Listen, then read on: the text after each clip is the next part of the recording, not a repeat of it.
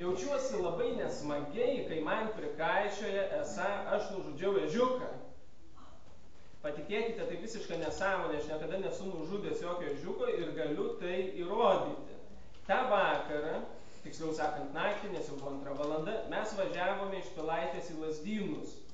Ir netiesa, kad važiavome 7, iš tikro buvome 6, nes 7 važiavo bagažinėje, bet to buvo praradęs sąmonę, todėl jo negalima įtraukti į keleivių skaičių.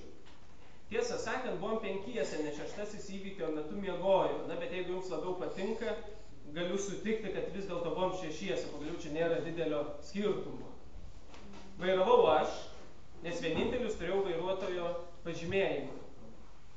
Beje, buvau prisisegęs saugos diržą, tai įrodo, kad nesu linkęs pažeidinėti kelių eismo taisyklių, skirtingai negu mano tie, kurie kaltina mane nužudžius ežiuką. Dar kartą sakau, tai visiška nesąmonė. Žodžiu, tą alkanotą naktį mes vykome iš Pilaitės į Lazdynus. Beje, greičio neviršėjome, tai tik dar vienas spaudos prasimanymas. Iki spaudos rūmų kelionė tęsėsi gana sklandžiai, išskyrus tai, kad beveik nemačiau kelio, nes buvo prasojęs priekinis automobilio stiklas. Beje, tai visiškai natūralus reiškinys vežant girtus keleivius.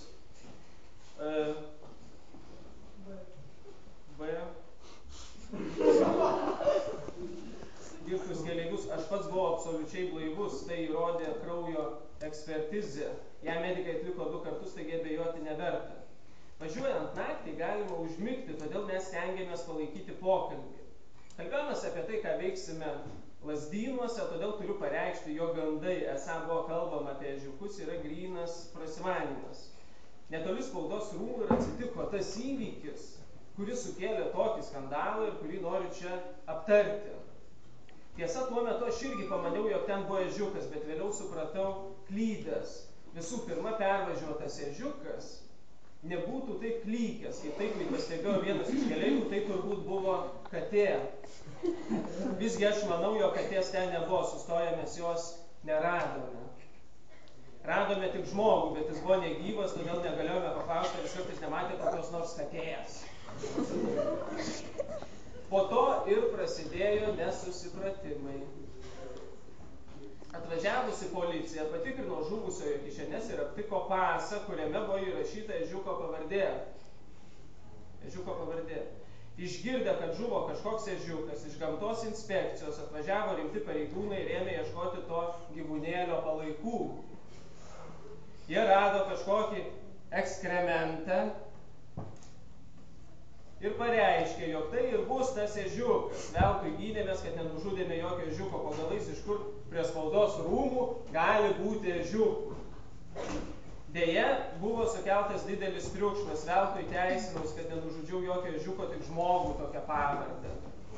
Mano žmona, fanatiška gamtos mylėtoja, išsivežė televizorių ir drabužių spintą, pareiškusi, kad negali gyventi su gamtos niokotoju. Mane kaip baisų žmogų atleido iš darbo, mane paliko visi draugai, o vienas iš minėtų keleivių, tas, kuris įvykio metu miegojo. Tiesioginėje televizijos laidoje pareiškė matęs, jog aš iš tiesų nužudžiau ežiuką.